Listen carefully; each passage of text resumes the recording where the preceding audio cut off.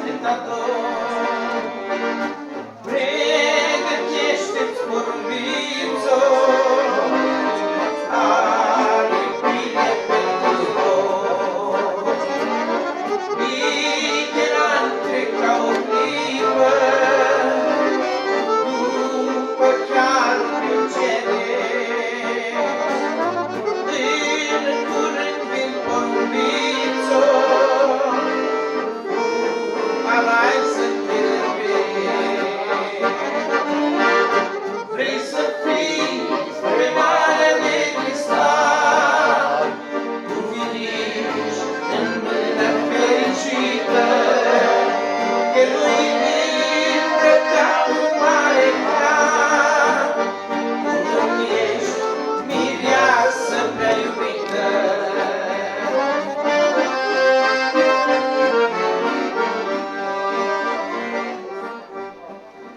Via frumuseții tale s-o păstrezi neîncetat. Mai veghează porumbițo la porunca ce ți-am dat. Me vei aștepta în vedere până la venirea mea. So porumbițo, vei fi mireasa mea.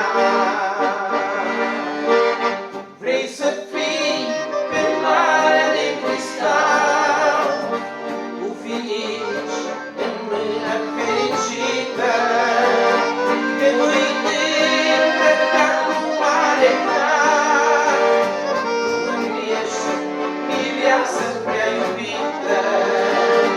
Vrei să fii pe marea de cristal, cu finici în mână fericită, că nu-i îmbrăcat cu mare har, nu ești mireasă prea iubită. Domnul să vă binecuvânteze.